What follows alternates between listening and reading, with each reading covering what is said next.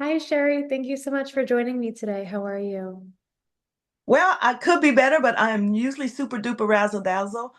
And, you know, so this is where we are today. So I'm excited to be on this with you. Thank you. Do you want to share what's going on in your world today? Sure. Most people used to see me jovial and excited. And my father passed away. He had pancreatic cancer. He battled it from almost a year. And unexpectedly, it happened as with everything. So I typically I live in Texas, and I threw. And this is going to sound really funny, but we always say when you get in a rush, this is a very Southern statement. You just throw some drawers in a sack and you go.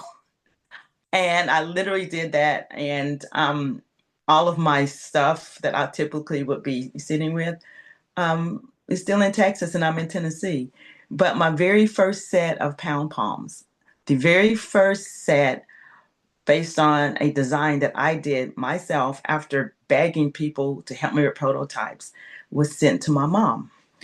And I happen to have them here. They are worn. She used to teach like senior line dancing, and she would use them. And you should see her arms are so toned. And people would say, "How are your arms so toned?" And she said, "From my daughter's pound palms." And so I've shot a video with the seniors, working out with them. I have it's just so funny because I own the name CheerKamp spelled with a K. And K is because it's a kinesiology based workout, but hitting in the guys are cheerleading. And so I was telling them, well, this is seniors, go to cheer camp. So it was a lot of fun to see them moving and just having fun with them. Just anyone that picks them up, they just have a good time. And I guess everybody wants to shake a pom pom. I love that. And I grew up as a competitive dancer, so um yeah, those are so fun. It would have made like the conditioning classes so much more fun having like some cute palms with you. Exactly. Instead of soup cans or water bottles. Yes. So an interesting day for you. I mean, I know what it's like to lose, to have a lot of loss in my life. So I'm so sorry to hear what you're going through. And I'm curious with where you are today, when you take away all of your titles, who are you? You know, it's ironic. I've always been a daddy's girl. There's photos of my dad with fishing and I'm fishing, or how we pose on our cars or whatever. And I am a country girl who worked hard. I've always worked hard. I'm the fourth of five kids. And I always tell people, yeah, they made a movie about me. I am number four because it's a movie. But I have three older sisters and a younger brother. And we have worked. I know I was in third grade and we were cleaning the dentist office. And my oldest sister was inspired so much by the dental practice that she became a dentist. And when I was in high school, when I say I'm number four, I'm the fourth girl. So when I was in high school, I had a sister that was a senior, junior, sophomore, then I was a freshman. And we sold Avon. And each year, the next one would graduate, then, you'd move up. And so when it came to working and trying to figure things out, it was something I've always did. Even when I was knocking on doors trying to get people to help me, I knew I could figure it out. And it's so funny how your life kind of circles. Even going through college, I worked 3 summers in a pencil factory to help pay for school and to help pay for being a cheerleader. And now, as I'm making pound palms, that work ethic that I had then, working assembly lines, help me design how I'm going to do my product. Interesting. Okay. So can you dive into a little bit for me? Like you had mentioned you had to beg people to like help you build out your prototype. Can you tell me a little bit more about that experience, what that was like for you?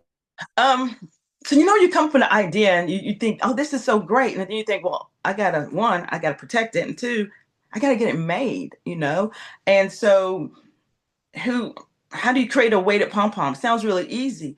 And I started disassembling pom-poms and trying to figure out exactly how they're made, because you don't, maybe it's not anything people think about. How's a pom-pom made?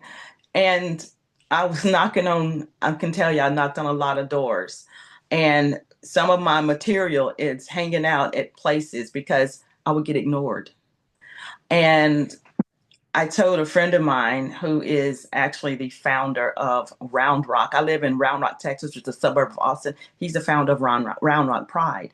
And I was like, Richard, you need to go with me because these men aren't talking to me. So what I want you to do is you pretend like you're the CEO and that you need it, and I'm your ad man. And if they ask any questions, I can just pretend like I'm looking in the notes and answer, because maybe they'll talk to you. Um, and I mean, that's how desperate I became. And at the time, I was working for BlackBerry just to help pay for a patent. And I was still personal training and stuff because I've been a trainer for 30 years. And I would go to every Home Depot, every Lowe's, and I was like, how do you attach plastic to steel? Because they know what's in there. I just didn't know.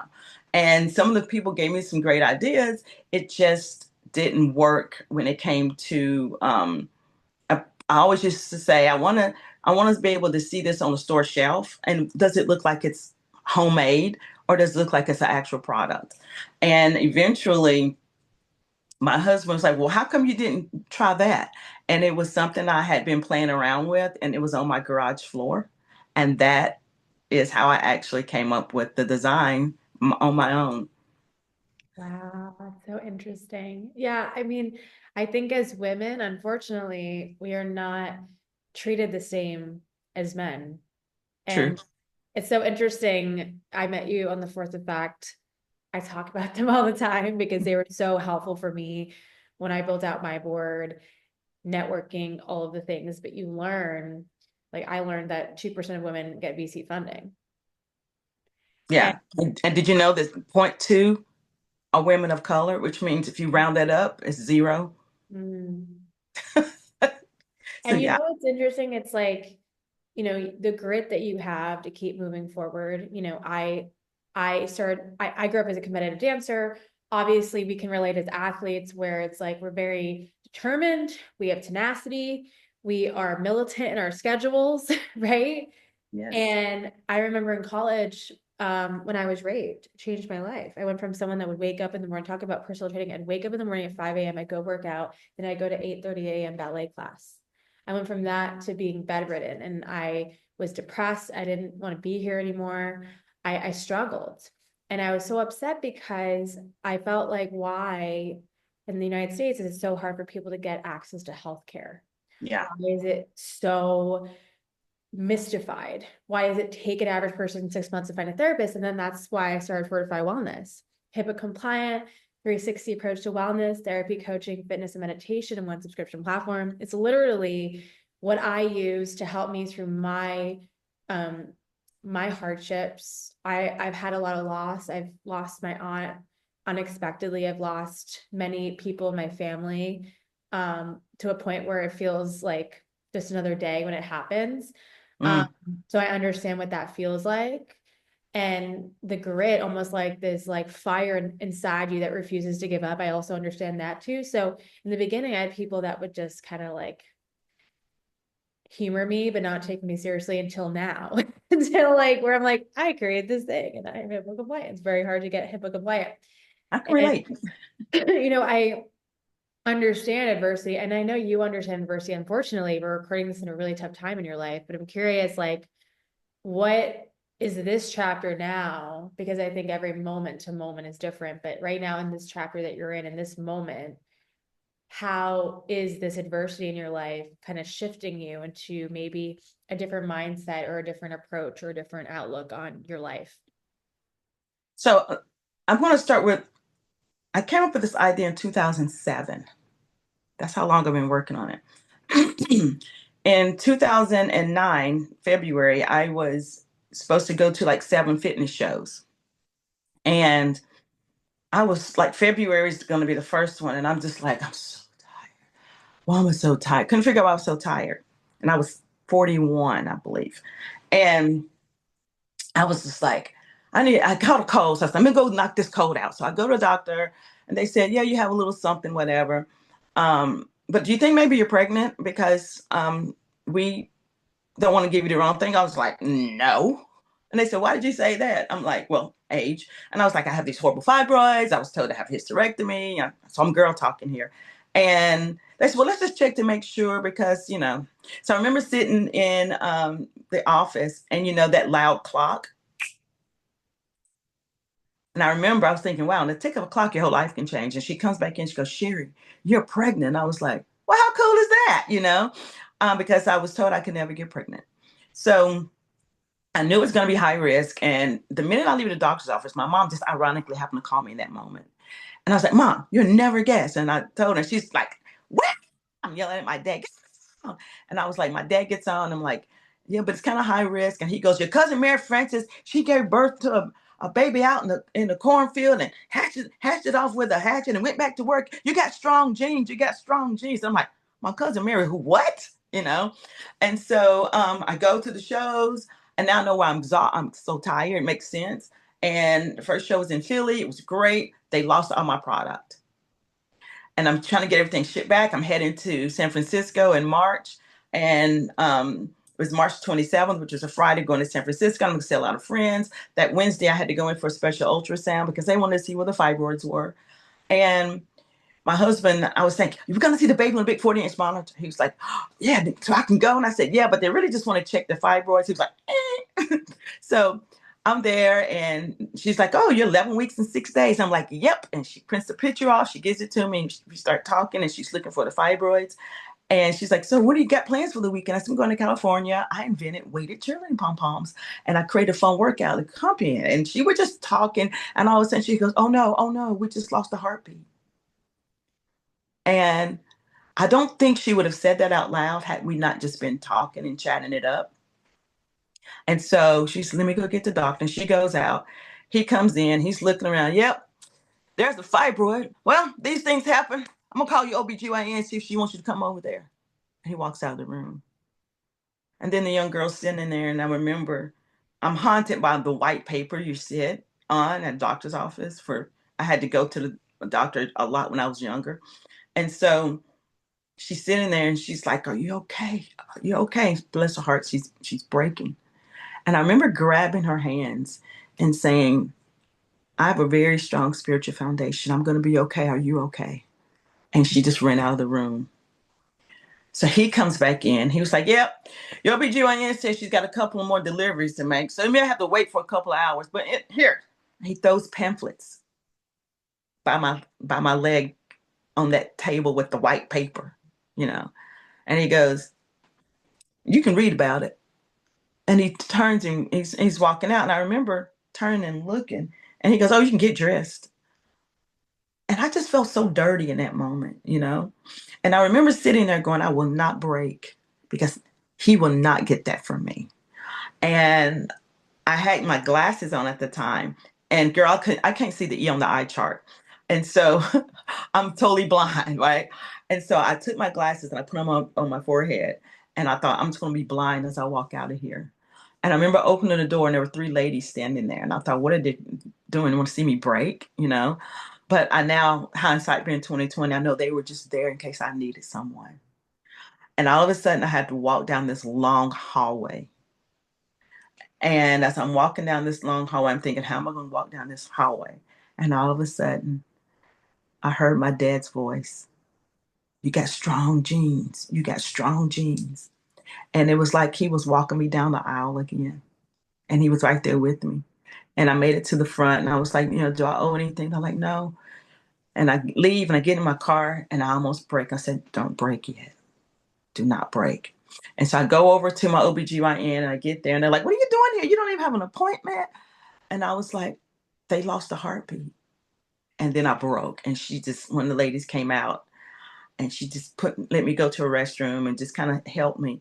And then I sat there for 2 hours amongst pregnant women. And a lot of people have asked me that I feel like, why this happened to me? And I said, no, I remember sitting there and go, why not me? Who am I that this can't happen to? you know. And so my OB comes in and she's like, tell me what we need to do. Need to have a DNC. And I said, well, I've got to go to California Friday. And so we talked about that and what could happen if it physically happened. And then I drove home and I thought I didn't want to call my husband because why would I have him drive in the same condition I was in? And I called one of my sisters. It's a sister I shared the bed with, went to college with, lived in Atlanta with, and she lost her husband several years prior. And she's raising, two young boys. And I called her and I'm like, Tina, and she's like, what? And I'm like, and I don't even know. And then she's like, Sherry, you gotta stop crying because I can't understand anything you're saying. And nobody can sober you up like a sister. and and so because of the foundation of spirituality that I was raised in, um, I know of other lives. I know um, the destination. I know that it's inevitable. Right now, for me, it's just wanting to be here for my mom. They were together for 65 years, and so for me, the last words my father spoke to me. I was here Christmas, and I gave him a kiss on his head, and I said, "I love you, Dad." He said, "I love you." I said, "You're the best dad we could ever ask for. We were fortunate." And I said, when I go back, I'm going to wrap some things up and then I'm going to come back. And because I also have a job working for the city, I'm the fitness coordinator for the city. And I thought I'll take some time. And he said, just go live your life. Go live your life. And I didn't get to come back. And my focus is living my life.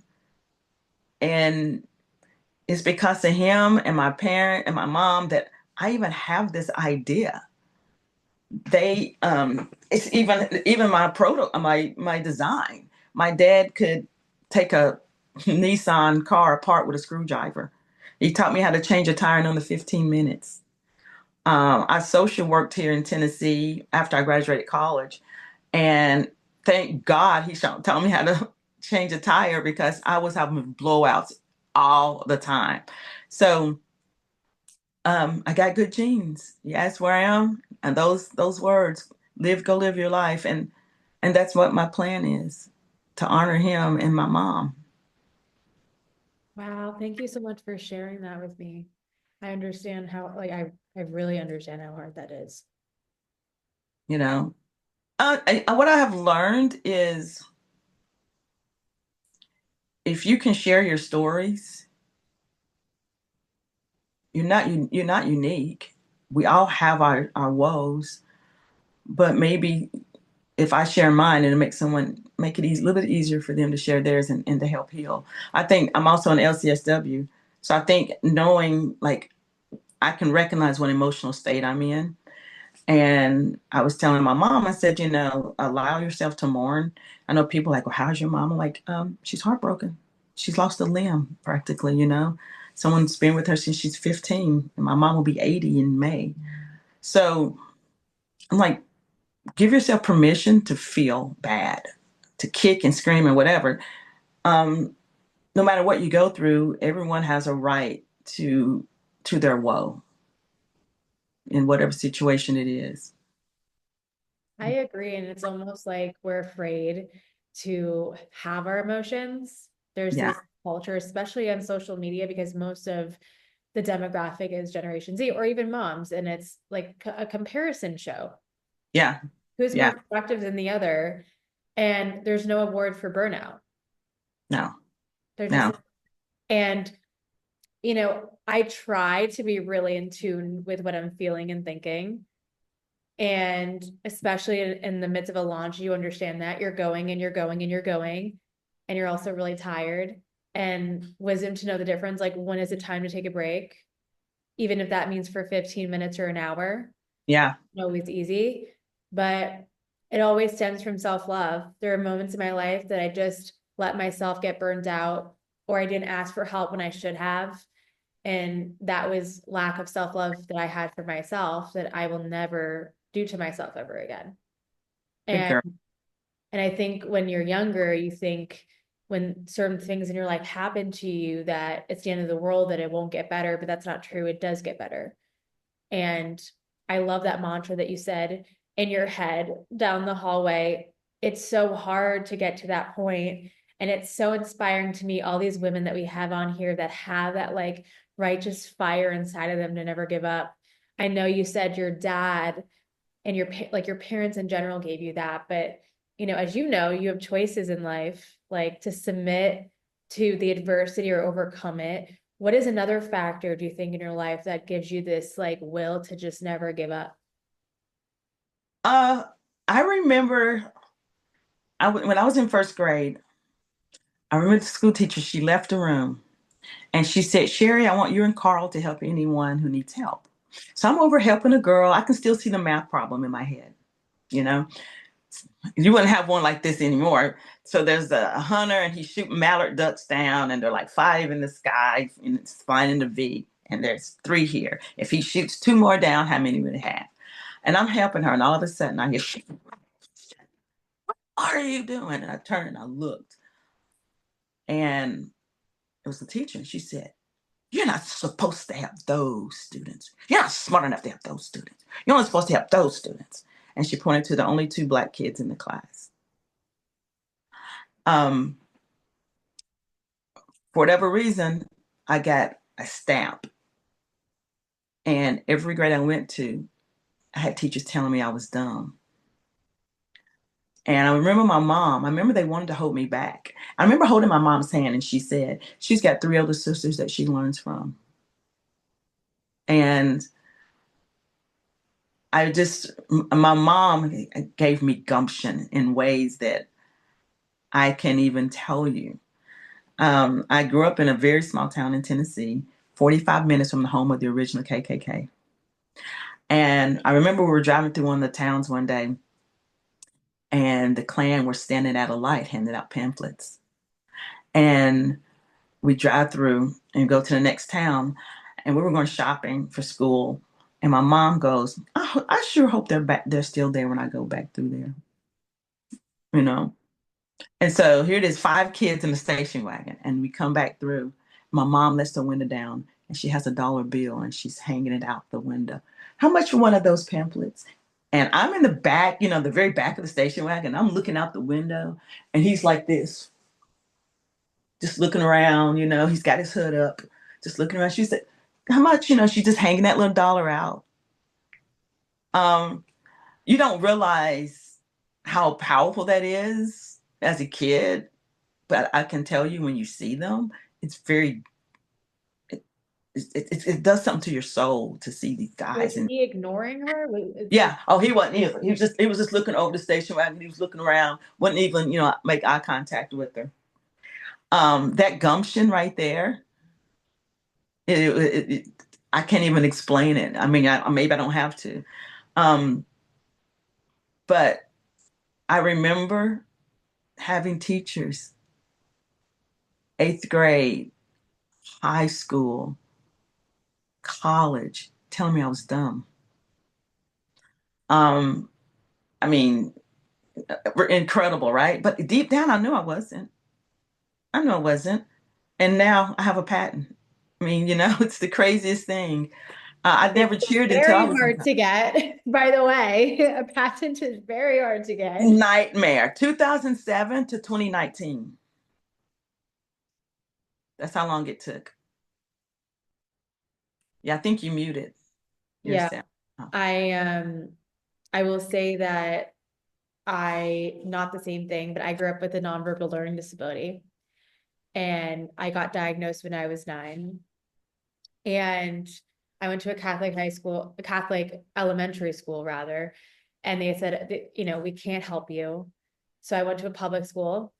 They tried to hold me back in 3rd grade, and my dad, who's a lawyer, was like, "No, you're gonna teach her. You're not gonna hold her back because you aren't aware how to teach neurodivergent people." And again, like you, it wasn't because I wasn't smart. I think I'm very smart. I think you're very smart. I think differently. So I was bullied like most people are in middle school, went to high school, Catholic high school. I loved it. It was all women. We learned all about women empowerment. I loved it. And I had this biology teacher that told my father she doesn't belong here. She's not smart enough.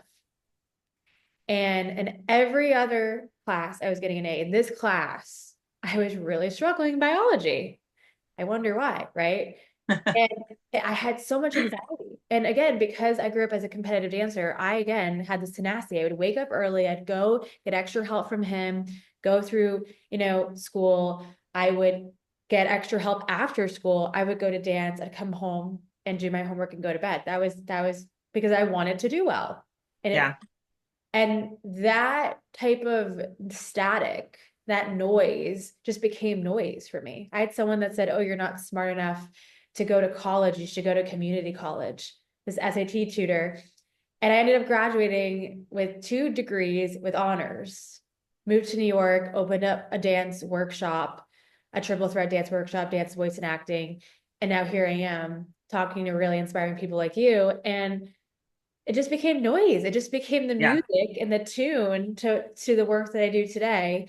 And I used to never talk about my learning disability because people are prejudiced of it. People have a certain perception of what that means. And like you telling your story, someone might hear that and go, wow, me too. Thank you. It's so nice feeling seen. Yeah. And not embarrassed by it, because it's the scars that we carry. Yes. And even when I social worked, I specialized in child sex abuse. And I can spit you statistics and everything. And like 1 in 3 women is sexual abuse. One sign of sexual abuse in women is obesity. 1 in 4 men, one sign of sexual abuse in men is fire starting. And I'm thinking 1 in 3 women. And I hadn't had any experience. And then I remembered something so minor. And I was like, wow. I was working at a church daycare in college, and there was a half door, and someone came, and I was over the infants. And I'm about to date myself with what I'm about to say. And so I'm going to find humor in everything. Okay. I can't help myself. And so there's a fireman. He comes in, and I am over infants to 6 months, and I'm holding one of the babies. And this guy, he comes to the door and he says, "Excuse me, do you know?" He gives the name of the child he was looking for. He said, "I'm his godfather. I'm here to pick him up." And I was like, "Oh, yeah, you have to show ID and everything." I said, "But we're in the last room." And I'm leaning forward like this. And he says, "Oh, thank you." And he takes his hand and he reaches. I had on a V-neck sweater and a dickie. Do you know what a dickie is? No, I don't. You ever watch Christmas Vacation? Okay, so you've ever watched Lampoon's Christmas Vacation with Chevy Chase, and he's got the brother-in-law, Cousin Eddie, and they walk into the room after Cousin Eddie's looking like, Cousin Eddie, and he comes in, he's got on a V-neck, a white V-neck sweater and a black turtleneck, and I'm thinking, oh, he's not that bad, but if you look closely, it's not a turtleneck, it's a mock turtleneck, and then you can see the square, a black square coming through the sweater. Well, that little square with the turtleneck, it's a dickie. And so it's a turtleneck that has a flap on each side. So it's not the full thing, it just emulates one, right? So I had one on. So I'm saying, so it came from that, like the 80s. And so I'm wearing this dickie, and he takes his hand and he reaches into my V-neck sweater, squeezes me, and says, "Thank you," and walks off. And I'm holding a baby, right? Now, had I not been holding that baby, I probably would have knocked him. And so here I am learning these statistics and everything. And it was a while before I connected that dot. And I'm like, wow, I'm I'm part of that statistics, you Hmm. know. Even something as minor as that man had no right to do that to me. And he was a firefighter. I'm thinking, I look back and I'm thinking, how many other people has he just, I mean, so not, I mean, there's people in the hallway and whatever, and he just It's daunting, bold. right? It's daunting to go, wow, I'm a statistic. Like Yeah, you don't think it will happen to you until it does. And yeah, then, and it you obviously you've healed and you've worked on yourself and you're self-aware of why you feel the way that you do. I wanted to punch him. I'm mad that I didn't, you know, but I'm holding a baby. And the fact that he took advantage of that moment, um, and that he had a right to even touch me that way, you know. I mean, I've had other experiences, but you know, you work through all your experiences in your head. I've never felt guilty on anything. I I've helped a lot of women through a lot of stuff. I've gone through stuff, and I know I've gone through stuff so that I could help other people. That's how I And feel too. yeah, and that's how you got to. That's your healing, isn't it? Well, I think women, we serve others, and then you have to put on the oxygen mask on first, too, Yeah, serve yourself and heal in a meaningful way where you're like, this thing doesn't trigger me anymore. yeah, And I'm actively doing that. And I feel so much better than I did years ago. And I just want that for other people because, life can get better. You don't have to sit in that pain. And I also spoken to the universe years ago, I'm giving you that trauma right back to you, to that yeah, man that raped me. Like that was never mine to bear to begin with. yeah, And that was the beginning of me just letting it go. Not letting it go, but releasing all of the energy and all the trauma that was yeah, meant to be mine to begin with. yeah. And it's very hard to do. And I feel so happy that you're here with me right now because I know you're going through a lot. And I'm curious. I always ask this question. It's like a nice little bow, but in one word, what do you want to leave as a legacy? It's ironic. I was telling my mom last night. I said, I don't really have a legacy because I have no children, and um, other my niece. And then my mom's like, well, how are you defining legacy, right? So here you are asking me that question. The legacy I want to leave is kindness. One time someone said I had to go pick something up that somebody had left something for me, and I walk in. I was like, "Hey, I'm sure." They said, "Oh, we know who you are," and I was like, "Oh, okay." They said, "Yeah, you're gonna come in here." She said she described you. She's gonna have wild hair and a big smile, and I was like, "Really?" And when I was in third grade, I was the only little black girl in my class. I got teased. Here we go. And I remember crying, and my mom said, "Sherry, always keep a smile on your face. That way, no one ever knows what you're thinking." And and people tell me, you smile all the time. I don't even know I'm smiling half the time. Fit to cheer, when I came up with this name, I told people, obviously it's fitness and cheerleading, but fit to cheer is not just about being fit to look like a cheerleader, but it's also being fit to cheer yourself on. Because sometimes, baby, ain't nobody but you. And you got to lift yourself up. And I've had to lift myself up, just through this journey of entrepreneurship. So I think it's daunting. Oh, I want to be a business person. I want to have my own business. I've heard people say that. I want to be an entrepreneur. I said, I never did. I never wanted to be an entrepreneur. But when this idea came to me, I couldn't sleep. And I was like, I couldn't do anything with it. And I had to do something with it. And I thought the most challenging part would be paying for a patent. The most challenging part is maintaining perseverance during times when you're ready to give up, because it is literally, oh, super high, Yeah. drop. Oh yeah. And in the 7 seasons, you're the first person that I said, you know what, whatever to the questions, we're gonna go with it. We're gonna go with the flow. You're so special. Your story is so special, and I'm so happy that we got to connect. Me too. And I love what you're doing. Thank you. Love I'm what you're sure doing. we'll collaborate. I mean, there's so many, I'm already thinking of ways. Yeah, I started teaching a meditative stretch class and for seniors and a lot of widows. And you see a need and you feel it. It was like I was teaching, like they wanted a hit class. And I was like, you just had two weight training classes back to back. You need to stretch. And that stretch class became a meditative stretch class. And at the end, I would tell people at the beginning, I'd say, now listen, you're going to feel really guilty. If you knew, don't look at the clock. I got someplace I need to be. So I'll get you out of here in time. But you're going to feel so guilty that you're going to look at the clock. And every single person the first time would do that. And I say, because as women, oftentimes we think, oh, I've got to do this, I've got to do that. And so finally they would lay there and I would say, okay, so it's time to get up. And they like just lay there for a second.